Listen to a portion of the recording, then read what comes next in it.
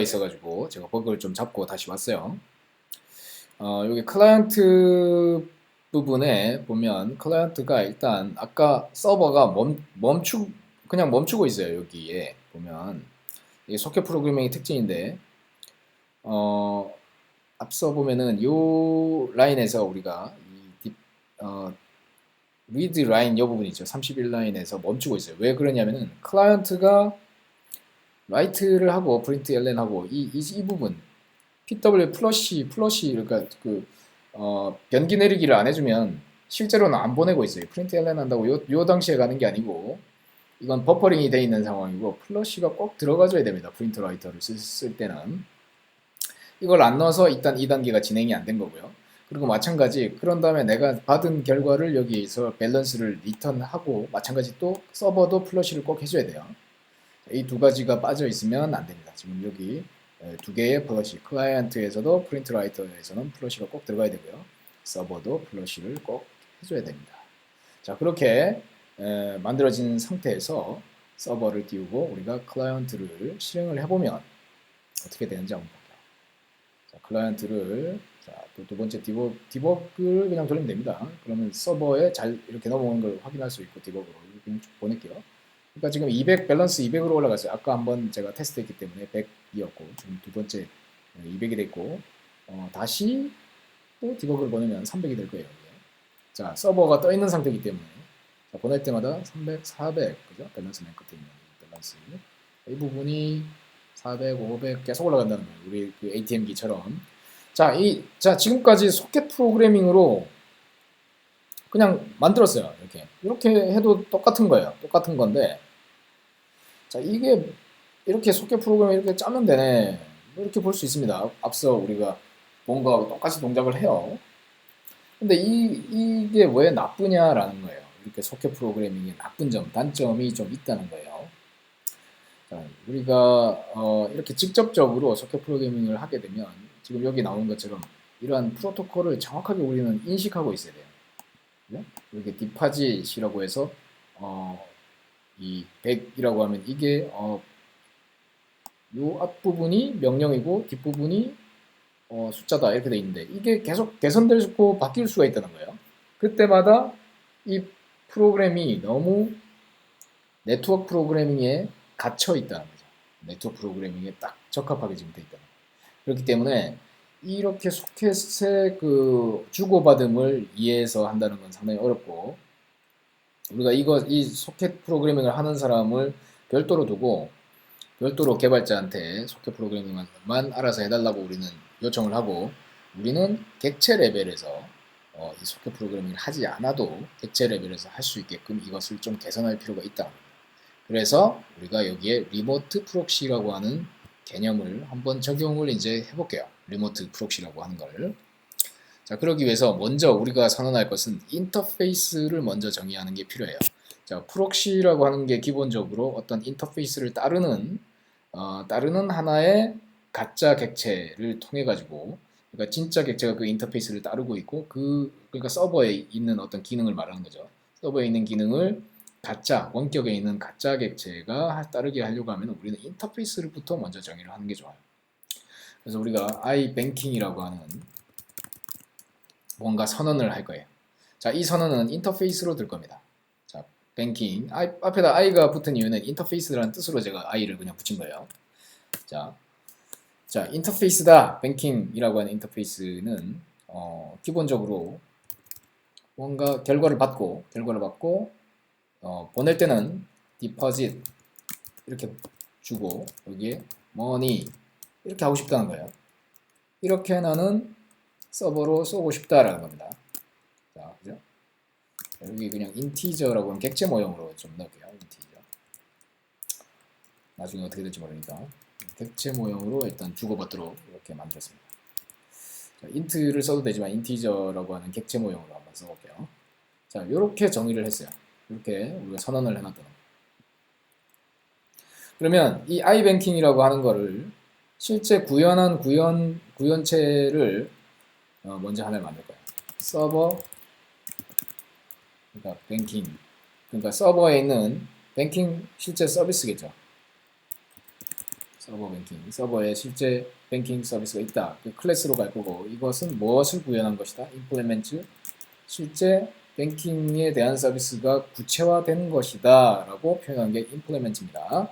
자, 우리가 이 인터페이스라는 걸 지난 시간에 우리가 배워봤는데, 인터페이스라고 하는 거는 그냥 abstract 클래스하고 똑같아요. 얘는 구현체가 하나도 없는 그냥 걸 이 인터페이스라고 합니다. 자, 그런 다음에 여기에 이제 구현체를 채워넣을 겁니다. unimplemented method를 이렇게 집어넣고요. 그러면 뒷받이시 벌어질 때 나는 내가 하는 일은 뭐다? 여기에 static이라고 하는 것을 쓸 거예요. balance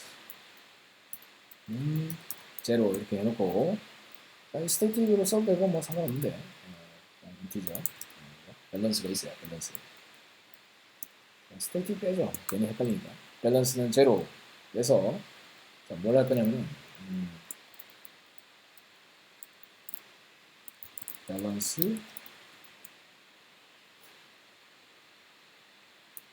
여기서 뭐 할까요? 자, 비즈니스 로직을 여기다 작성해야죠. 밸런스는 지금 들어온 적립금을 더한다 라고 하는 거죠. 이 표현이 이렇게 써도 되고 그냥 이렇게 쓰죠. 저게 중요한 건 아니니까. 자, 괜히 어려운 표현 쓰지 않겠습니다. 자, 그 적립을 하는 거죠. 적립을 해서 그 결과를 리턴하는 이게 본질적인 로직이라는 거예요. 우리의 서버 로직은 이게 본질적인 로직이죠. 자, 그러면 저거는 서버에서 동작을 할 거예요. 이 서버 뱅킹이라고 하는 거. 서버에서 동작을 하는 거고. 자, 클라이언트에서는 자, 지금 이 프로그램이 하나이기 때문에 조금 문제가 있어요. 이 프로그램을 두 개로 일단 쪼갤게요. 지금 여러분들이 정확히 이해하시기 위해서 new 윈도우를 하나 더 만들게요. 만들어서 이제 클라이언트 프로그램을 하나 더 짰게요. 지금 저게 같이 있으면 안 돼요. 같이 있으면 나쁜 거예요. 이유가 있습니다. 자, 프로젝트를 나눌게요. 클라이언트 프로젝트와 서버와 클라이언트 나눌게요. 서버 프로젝트 하나 더 만들고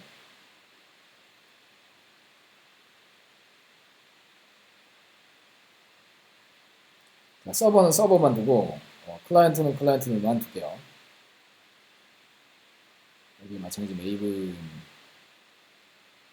아키타입 퀵스타트 2.4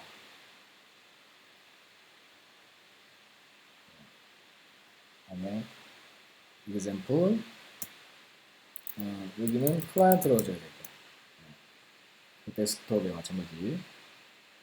자, 아까는 데모로 그냥 했는데 이번에 이제 클라이언트라고 하는 이름으로 생성을 했고 메이븐 프로젝트를 하나를 생성을 하고 있어요 지금. 네.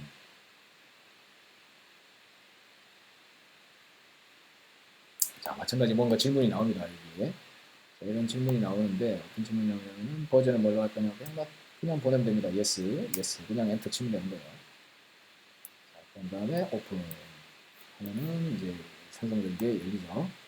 자, 트러스트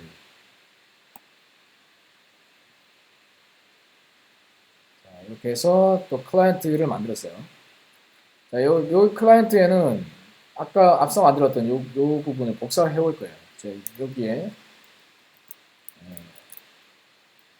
앱 부분이 있는데 요 부분 요 메인 부분을 클라이언트의 이 메인 부분을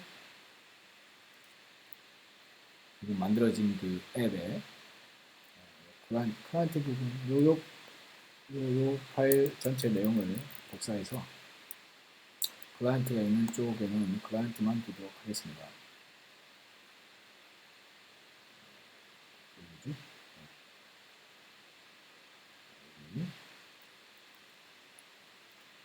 여기 전체가 복사되겠네요.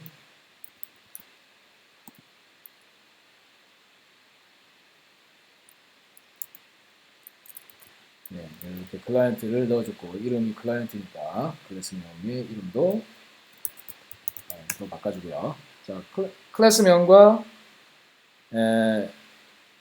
파일명 같아야 됩니다. 항상 그죠? 자, 이렇게 됐고요. 자, 클라이언트 그럼 클라이언트 여기에 있는 클라이언트는 뭐 이제 지워버리고 여기 있으면 안 됩니다. 자, 서버는 서버만 있고. 자, 그런데 공통으로 갖고 있어야 되는 게 하나 생겼어요. 네. 자, 여기는 이제 서버 프로그램으로 동작을 할 부분입니다. 인터페이스 i뱅킹에서 서버 뱅킹이 이렇게 생겼고요. 여기 이제 서버.java라고 하는 놈이 자바라고 하는 쪽에서 기존의 밸런스를 이렇게 막 추가하고 뭐 이런 게 있었는데 이 부분을 이제 이렇게 할 겁니다. 여기에 이 로직 부분은 이제 서버 뱅킹에서 해야 되는 일이 됐으니까 서버 뱅킹은 new 서버 뱅킹 이렇게 하고 이 로직을 이 서버 뱅킹 쪽으로 전달해 주도록 이 소켓 프로그래밍이 돼야 되니까 내가 직접 이제는 하지 않고 이렇게 일을 하는 게 맞다는 거예요. 뱅킹의 디파짓을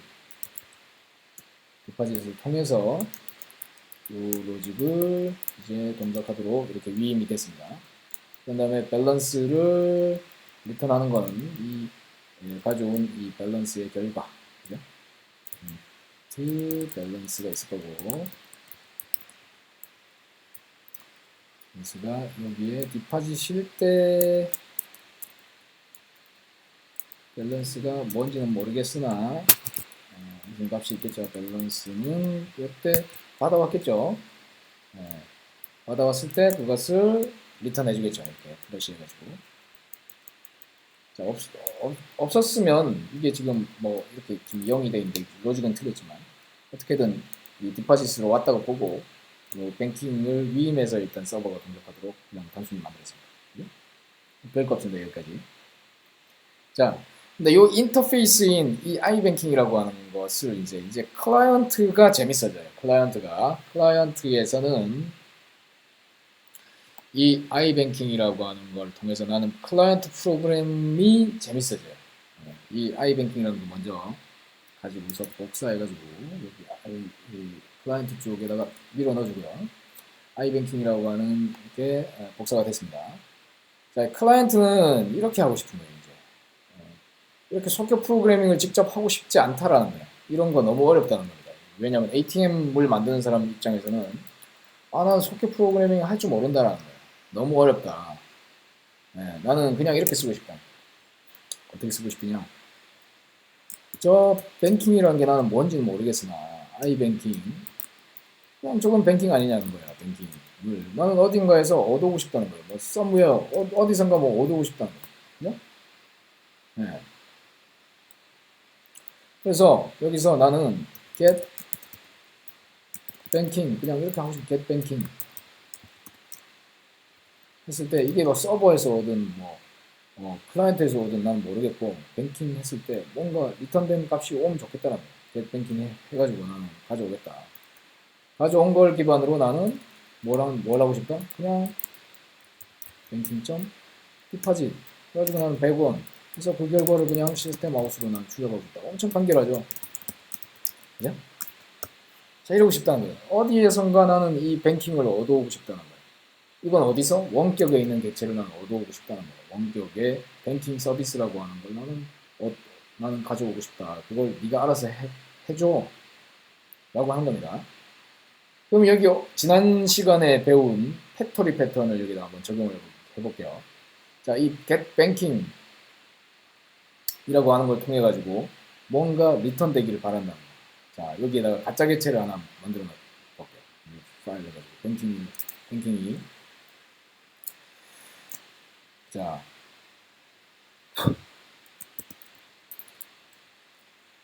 더미 뱅킹 점 잡아 그냥 껍데기밖에 없는 뱅킹을 하나 만들어 볼게요.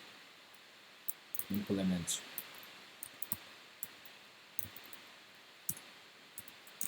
I 뱅킹 자, 이렇게 내가 만들어 놓고 그냥 리턴하기를 항상 마이너스 1을 뱉는 이런 이상한 놈을 하나 만들어 볼게요. 여기 들어오는 거하고 관계없이 그냥 놀리는 거죠. 네, 장난치는 겁니다. 자, 이런 장난치는 이 뱅킹이 있고 여기에 나는 이 클라이언트에서 이 getBanking이라고 하는 메서드를 만들어 볼게요. 만들어서 얘는 그냥 리턴하기를 항상 new 뭐죠? new dummy 뱅킹을 리턴하게 만든다고. 그러면 이 프로그램은 서버 네트워크 프로그래밍을 안 해도 일단 동작은 할 거예요. 이건 해볼게요. 동작하겠죠. 마이너스 1을 그냥 출력하겠죠. 그냥 바보같이. 네, 마이너스 1을 그냥 리턴하겠죠. 밸런스는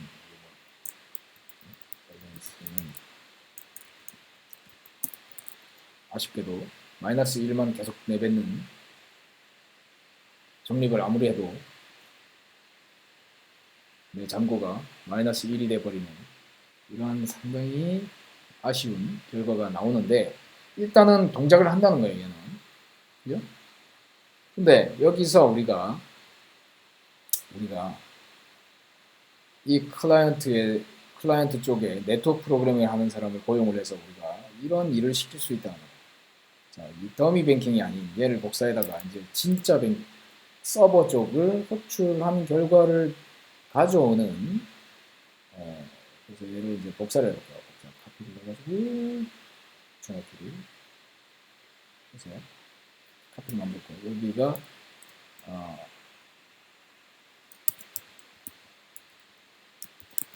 뱅킹 스톱이라고 적었을 때, 스톱이라고 하는 표현은 가짜로 네트워킹을 하는 서비스를 스톱이라고 분산격제 쪽에서 많이 부릅니다. 그래서 뱅킹 스톱이라고 하고, 여기에 저는 뭘 짤 거냐면 네트워킹을 하는 코드를 여기다 짤 거예요. 기존의 클라이언트에 있던 여기 지금 주석 처리해버렸던 요 로직을 이제는 응용 애플리케이션에 두는 게 아니라 저쪽 부분으로 옮길 거라는 겁니다. 자, 이 뱅킹 스톱이라고 하는 거는 네트워크 프로그래밍, 소켓 프로그래밍을 잘 할 줄 아는 사람이 작성을 한다는 거예요.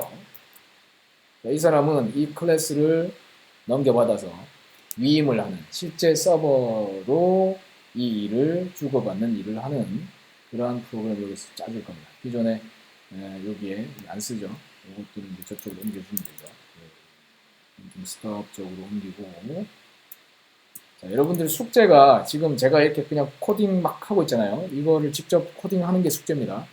그래서 이게 동작하는 걸 해야 됩니다. 이번 주에는. 그러니까 여러분들 이게 지금 화면밖에 안 보이죠. 실제 소스 코드를 주지 않을 거예요. 여러분들이 이거 직접 타이핑해서 그냥 돌려보는 게 이번 주에는 숙제입니다. 여러분들 프로그램을 뭐 딱히 작성하거나 하는 게 아니라 요 방식대로 실제로 지금 동영상에 있는 대로 작성을 해보시는 거예요. 자, 그러면 디파짓 해가지고 여기 이제 우리가 소켓으로 클라이언트가 연결이 됐고 로컬호스트에 9090 붙을 거고, 그죠? 자, 오류 얘가 그 익셉션을 원래는 이 스톱이 안 뱉게 돼 있어요. 위에 아이뱅킹이 얘도 through exception이 들어가야 됩니다. 원래 이렇게 인터페이스에 대한 개선을 해달라고 할 수 있는 거예요. 그러면 이렇게 되고 나면 이게 저기 아이뱅킹 쪽에 추가가 되죠. 이렇게 지금 제가 아까 툴에서 바로 추가했는데 이렇게 추가가 돼줘야 됩니다. 자, 그래야 익셉션이 날 수밖에 없거든요. 이 디파짓을 할 때는. 그죠? 자, 이 아이뱅킹은 서버 쪽하고 클라이언트 쪽이 약속된 클래스이기 때문에 실제로는 요 키와 여기가 지금 같은 걸 쓰고 있어요. 이게 사실 달라져 버리면 안 됩니다. 지금 사실 살짝 달라졌죠? 이쪽 뒷부분에. 지금은 놔둘 거예요. 놔둘 건데 이거는 원래 나중에 라이브러리를 공유해야 됩니다. 공유를 해서 이 부분, 이 인터페이스에 해당하는 거는 쉐어드 커널이라고 해서 동시에 둘 다 같은 클래스를 바라보게끔 우리가 만들어 줘야 돼요. 지금은 그렇게 하려면 여러분들이 그 소스 코드 관리하는 그 방법이나 라이브러리 관리하는 방법을 알아야 되기 때문에 지금은 그냥 공유를 이렇게 직접 복사해서 그냥 하도록 할게요. 자, 지금 컴퓨터 잠시 멈췄는데요.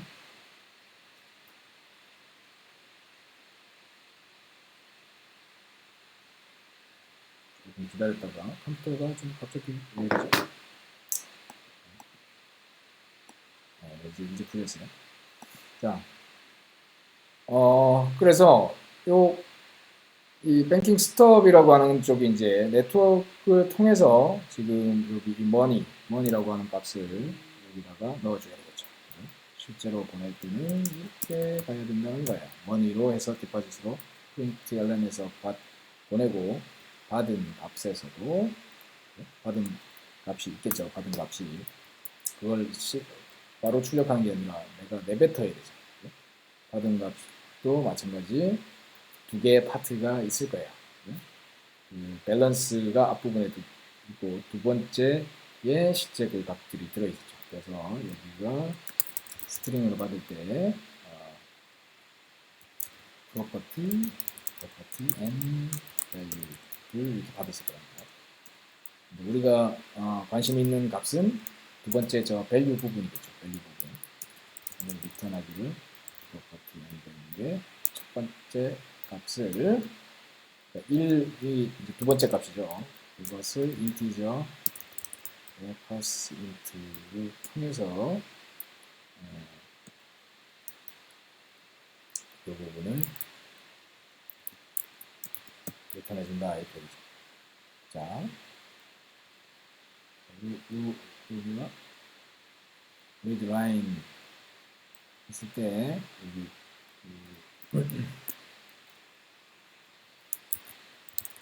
return value가 이렇게 들어온 거고 string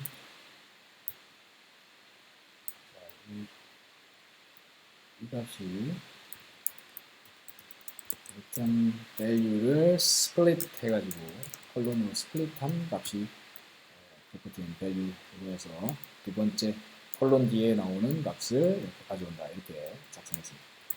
자 이렇게 이 프로토콜의 스페시픽한 코드를 이쪽 부분에 옮겨놨습니다. 여기가 하는 일이 뭔가요? 실제로 이 디파짓이라고 하는 이 클라이언트가 하는 일은 네트워크 호출을 통해서 값을 가져와서 자기가 꼭 서버에 있는 일을 하는 것처럼 뭔가 속이고 있죠. 이 클라이언트를. 자, 이 클라이언트 입장에서는 get banking을 했을 때 뭔가 서버에 있는 뱅킹을 가져온 것과 같은 게 된 겁니다. 여기 더미 뱅킹을 리턴하는 게 아니라 이제 뭘 리턴합니까? 그죠? 뱅킹 스톱이 여기 이제 리턴되면 되는 거죠. 자, 이제 네트워크를 통해서 호출할 수 있게 된 겁니다. 자, 이제 보내볼게요. 어떻게 된다고. 자, 밸런스가, 그죠? 밸런스 700. 서버에 아까 누적된 값이 나오는 것을 바로 확인할 수가 있어요. 자, 네트워크를 통해서 값을 갖고 오고 있죠. 네. 자, 그래서 우리가 인프라에 특화된 기능들, 이러한 인프라에 특화되게 이런 네트워크 프로그래밍을 한다든지 이러한 부분들은 가능한 어디서 안 보이게 하는 게 좋으냐면 우리의 애플리케이션에서는 그런 부분이 안 보이게끔 하이딩 해주는 게 좋습니다. 이렇게 하이 레벨로 그냥 내 로컬 객체를 쓰듯이 원격에 있는 객체를 쓰도록 하는 것처럼 이렇게 뭔가 속이지만 이 역할을 나눌 수 있다는 거예요. 네트워크 프로그래밍의 복잡성을 다른 이 프록시 객체가 대신해 주게끔 하는 것, 그것을 우리가 리모트 프록시라고 부릅니다. 이번 시간에 아주 조금 복잡하고 네트워크 프로그래밍까지 좀 들어갔는데요.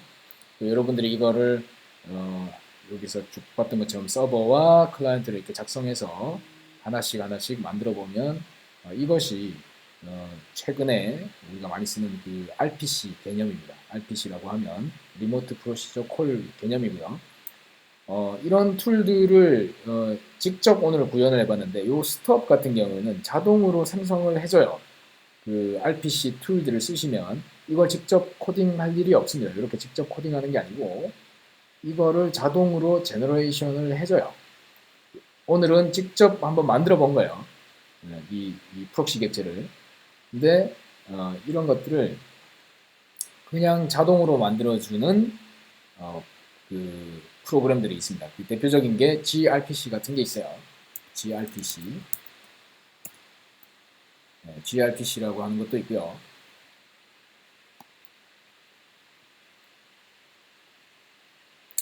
그리고 네, 이런 거 많이 씁니다. 그래서 뭐 자바에서 이제 사용하는 방법을 한번 보면 그런 것들이 있을 거예요. 그래서 여기서도 똑같이 인터페이스를 먼저 선언을 합니다. 이렇게 인터페이스. 항상 인터페이스를 먼저 선언하게 돼 있어요. 프록시 패턴이라고 하는 거는 서로 간의 약속을 어떻게 주고받을 것인가. 여기 보면 이제 say hello라고 하는 게 약속이에요.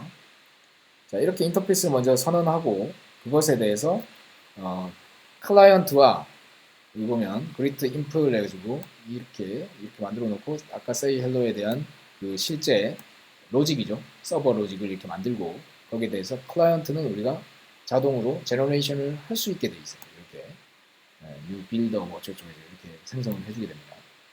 자, 이런 식으로 우리가 이 스톱을 직접 구현하는 게 아니고 이런 프레임워크를 통해서 만들 수가 있어요. 또 대표적으로 RMI라고 하는 게 있는데 RMI 이건 자바에 그냥 기본 내장되어 있어요. 자바에 RMI라고 하는 거는 자바에 기본적으로 내장되어 있는데요. 자, 이런 걸 쓸 수도 있어요. 자, 보면 자, hello 해서 우리가 인터페이스 먼저 이렇게 디파인 하죠. say hello 해가지고 아까 그 iBanking을 디파인 했듯이 이렇게 인터페이스 먼저 정의하고 서버를 이렇게 그 다음으로 이렇게 만듭니다. 서버는 이 hello를 임플리멘트를 하게 되죠. 그죠? hello에 그냥 say hello라고 하는 로직을 실제로 넣는 부분이 여기 들어가고 여기에 실제 서버를 띄우기 위한 행위가 이렇게 해서 만들게 됩니다. 만들고 나서 그 다음에 클라이언트를 우리는 이제 만들 수가 있게 돼요. 클라이언트. 클라이언트는 이렇게 생겼는데 레지스트리에서 그 레지스트리라고 하는 게 우리 그 서버가 떠 있는 그 등록소를 뜻하고 거기에서 스톱을 가져와 가지고 이렇게 그냥 바로 호출하는 거예요. 지금 선택된 이 두 부분 보세요. 헬로우라고 하는 서비스를 레지스트리라는 데서 룩업 해가지고 넣고 룩업이라고 하는 게 이게 팩토리 메서드인 거죠. 팩토리. 자, 앞서 우리가 여기 get 뭐라고 했죠? get 클라이언트에서 보면 get banking 한 것처럼 여기서 룩업 해가지고 그냥 갖고 온 거예요. 객체를. 그렇게 한 다음에 리스폰스 그 결과를 받는 겁니다. 자, 이렇게 하는 그 기법이 있어요. 그래서 이 RMI라고 하는 게 아주 고전적으로 많이 쓰이는 건데 지금은 그렇게 쓸 일이 없어요. 이 RMI가 그 초기에 분산객체의 자바의 기본으로 많이 쓰였는데 지금은 거의 안 쓰인다고 봐야 되기 때문에 이걸 뭐 학습하는 건 별로 의미가 없고 이 RMI에 보면은 그 얘가 소스 코드를 자동으로 제너레이트를 해가지고 이런 부분을 생성을 하게 돼 있어요. 스톱을. 그래서 내부 구조가 어떻게 동작하는지를 오늘 살펴본 거고 우리가 앞으로 많이 쓰게 되는 건 gRPC나 혹은 페인 클라이언트 같이 원격지에 있는 어떤 RESTful API라든지 그러한 API들을 내가 이런 객체를 다루는 기법으로 쉽게 쓸 수 있게끔 이렇게 프록시 패턴을 이용해서 하는 것은 아주 보편적으로 많이 쓰이는 분산 객체의 어떤 기법입니다. 그래서 여러분들이 앞으로 클라우드 컴퓨팅 쪽에 종사하게 되는 일들이 많을 텐데 여러분들 대부분 요즘은 다 클라우드 컴퓨팅이죠.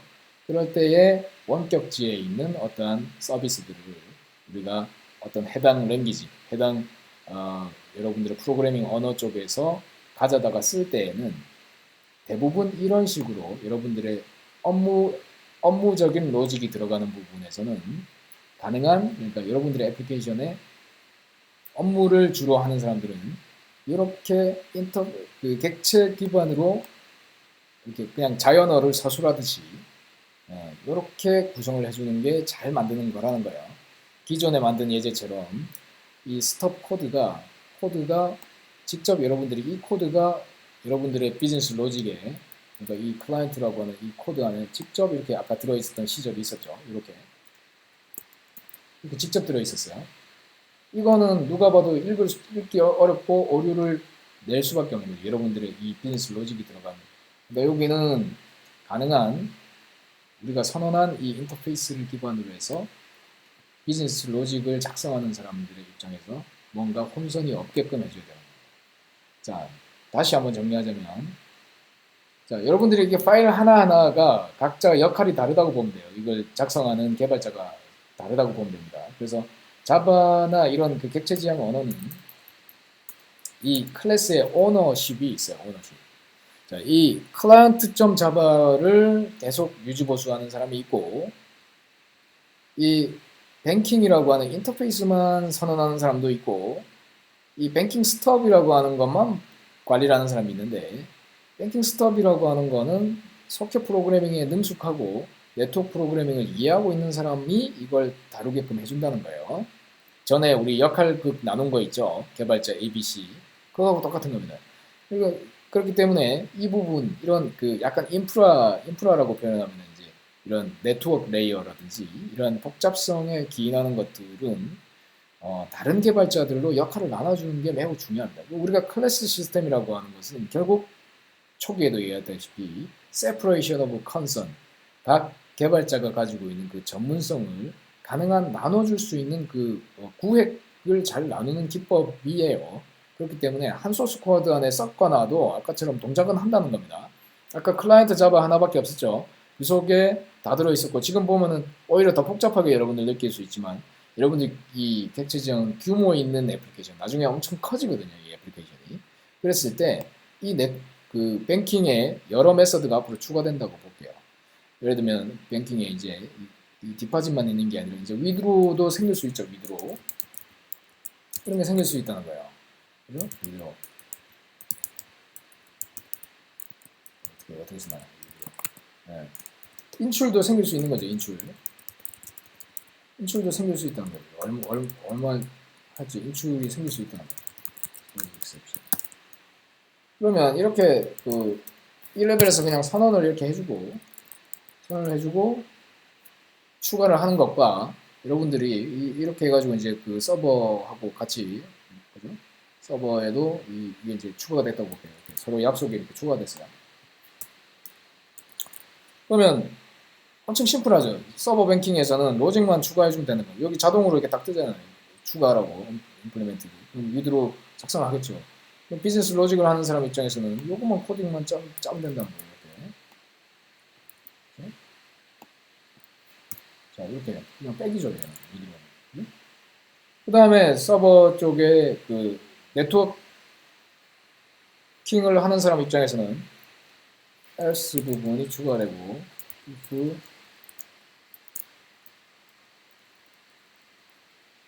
자, 이 부분이 추가해야 되겠죠. 자, 프로토콜 상에 withdraw라고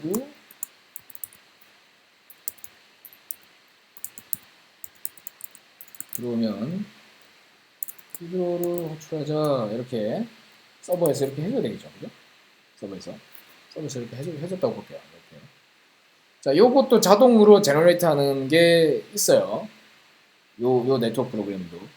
요거 우리가 일일이 하는 게 아니고 요것도 툴이 있습니다. 툴이. gRPC나 RMI를 쓰면 요 부분을 알아서 자동으로 해줘요. 우리는 직접 했지만 요것도 자동으로 만드는 방법을 여러분들이 원하시면 제가 강의상에서 해줄 수 있는데 너무 어려울 거예요. 여러분들이 지금 이해하기에는. 그거는 동적인 메서드 호출을 하는 기법이 이제 들어갈 건데 그거 하다가는 여러분들이 이 객체 지향을 포기할지도 모르니까 본질적인 게 아니라서 요렇게 약간 하드 코딩으로 해놨지만 이런 걸 자동으로 해줄 수 있습니다. 자바라고 하는 랭귀지는 상당히 동적이거든요. 자, 서버 쪽 됐고요. 클라이언트 쪽에도 이제 네트워크 쪽 하는 사람한테 프로토콜 추가됐으니까 그거 좀 해달라라고 요청을 할 수 있는 거예요. 그러면 뭐가 추가될까요? 여기에. 자, 위드로를 위한 호출은 어떻게 해야 되나요? 이 부분 복사하겠죠. 복사해서 위드로 부분을 여기 들어가서 프라이빗 서버 똑같고 보낼 때 여기만 위드로로 바뀌겠죠. 그죠? 네, 이렇게 바뀌고 나머지 부분 똑같은 거예요. 그러니까 이게 지금 여기가 약간 중복되잖아요. 여기서 여기까지가. 그러니까 얘를 좀 프로그램을 잘 짜는 사람이라면 이 네트워크 프로그램을 짜는 사람도 이게 중복되는 요소가 좀 있으니까 여기에 뭐 이런 식으로 짜겠죠. 이 사람이 좀 머리가 있는 사람이면 좀 생각이 있는 사람이라면 이런 식으로 해서 여기에 콜 이렇게 하고 여기에 스트링 커맨드 좀 생각이 있는 사람이 이렇게 짜겠죠. 이렇게 여기에 커맨드 해놓고 오버라이드, 얘는 오버라이드가 아니죠. 그냥 내가 쓰기 위한 거니까 얘는 퍼블릭이 아니라 프라이빗 그냥 나만 쓸 거니까 이렇게 놓고 여기에 위드로일 때는 이 부분만 바뀌게끔 이렇게 요거는 뭐 그죠? 이런 거는 뭐 중요한 건 아니고 이렇게 하겠죠. 이렇게 짤 거 아니에요. 여러분들도 이렇게 짜겠죠. 당연히 이렇게 짜겠죠. 이걸 반복되게 저렇게 짜면 안 되겠죠. 이 부분도 자동화되게 코딩 해주는 툴이 있다는 거예요. 해보면 좀 기계적이에요. 그 반복된다는 걸 느낄 거예요. 이런 건 대부분 내가 코딩 해보다 보면 이게 이름이 같네. 이름이 같고 이 부분 대충 반복되네. 이런 거는 대부분 자동으로 제너레이트 될 수 있다는 뜻입니다. 여러분 프로그램 하다가 뭔가 반복된다. 그러면 그거는 그것조차도 나중에 이런 프레임워크를 만드는 사람들은 이런 거를 다 할 수 있어야 돼요. 그거는 이제 여러분들이 많이 성장했을 때 그러니까 충분히 할 수 있습니다. 자, 여기 다시 한번 서버를 지금 내린 상태인가요? 서버가 다 내려갔나? 내려버리고요. 그리고 런을 해보겠습니다. 서버를 다시 런을 하고 이제 위드로 기능도 있고 디파짓 기능도 생겼어요. 자, 두 가지 기능이 생겼다는 거예요. 자, 그러면 여기 이제 뱅킹 쪽을 보면 뱅킹에 그냥 하면 재미없으니까 그 클라이언트가 그러면 밸런스 해가지고 디파짓을 100을 하고 50원을 인출하는 자, 요렇게 짤 수 있다는 거야. 엄청 단순해졌잖아요. 네. 요렇게 해가지고 런 해볼게요. 그러면 이게 뭐 지금 라이브로 코딩을 했는데 오류가 하나 있나 보네요.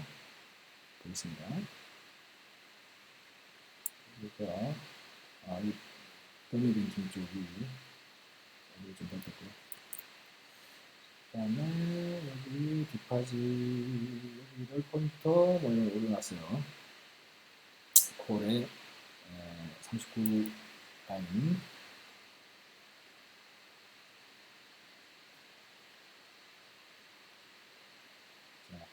리턴 밸류가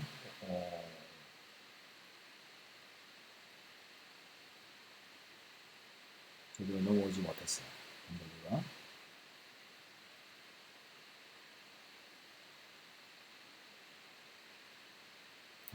이 값이 어떻게 들어왔는지 알겠죠. 그냥 라이브로 코딩한 거라 오류가 날 수 있겠죠.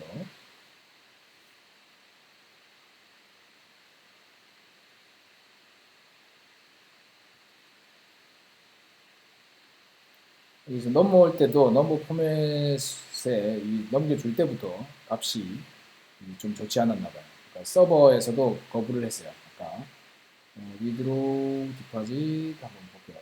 이거 어떻게 되는지.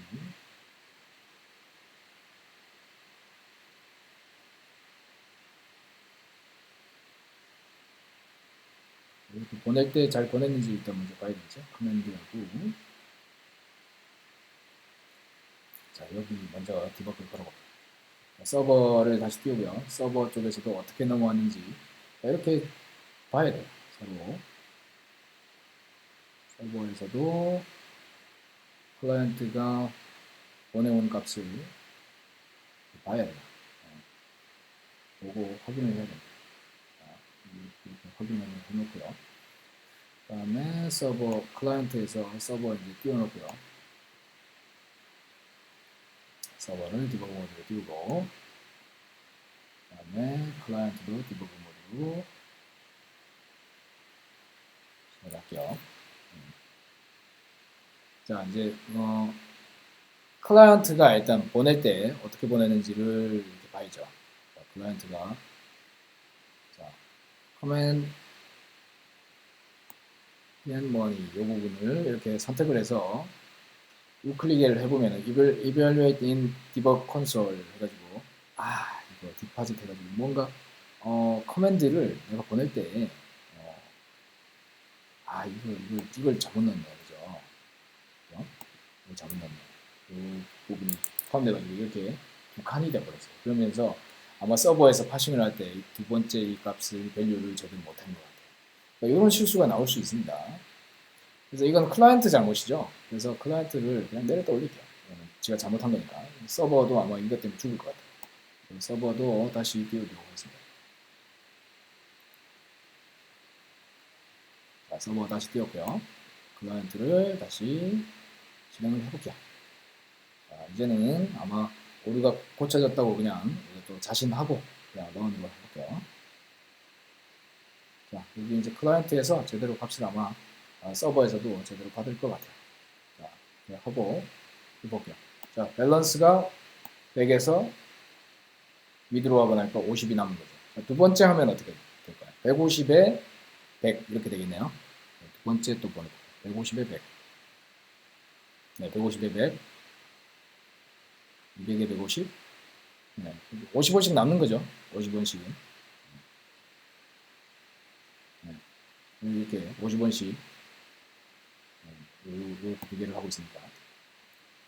자, 이거 왜 보여드렸냐면은 이 클라이언트 입장과 서버의 그 비즈니스 로직을 작성하는 사람의 입장에서는 이 인터페이스라고 하는 거에 이 인크리멘트, 인터페이스가 바뀜에 따라 가지고 그냥 로직과 이 클라이언트 입장에서도 이 인터페이스에 따라서 그냥 이렇게 비즈니스 로직을 그냥 호출을 하면 된다는 거예요. 그냥 서버에 있는 객체를 내가 클라이언트가 사용하는 것처럼만 해주면 된다는 거예요. 그러면 그 사이에 바쁜 일을 하는 사람은 누구냐면 이 프록시, 그러니까 서버 단에서 그 네트워크를 받아들이는 쪽하고 그 다음에 이걸 호출해주는 쪽, 이 두 쪽이 좀 바빠졌죠. 그죠? 그 네트워크 통신하는 쪽은 이쪽의 로직이 비즈니스 쪽에 범람하지 않는다는 거예요. 이쪽의 사정이라는 거죠. 이 프록시가 알아서 그 중개 역할을 해줄 것이므로 비즈니스 로직단은 그 단순성을 지속적으로 유지할 수 있다. 그것이 리모트 프록시 패턴이고, 이 프록시 패턴은 상당히 많이 쓰입니다. 여러분들 프록시 서버라고 하는 것도 들어보셨을 거예요. 그래서 네트워크 단에서 어떤 여러분들의 실제 엔드포인트에 있는 서비스를 모든 그 네트워크 리퀘스트를 쭉 자기가 받아다가 이렇게 포워드 해주면서 그 사이에서 뭐 여러 가지 서비스에 로깅을 한다든지 뭔가 어떤 인증 처리를 한다든지 그런 것들도 우리가 프록시라고 부릅니다. 그래서 이 프록시 패턴은 상당히 많이 쓰이는 패턴으로서 이 객체 지형에서도 이렇게 쓰이고 있다. 이렇게 오늘의 내용은 여기까지 하겠습니다.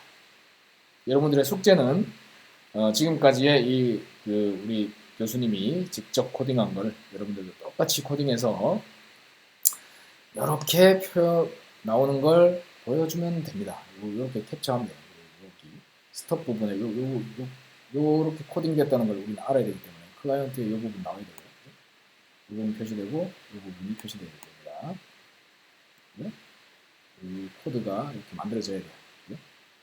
여러분이 그냥 다 그냥 타이핑해서 직접 집어넣는 거니까 이렇게 서버와 클라이언트를 이렇게 만들어서 이렇게 이 부분이 캡처가 되면 되겠습니다.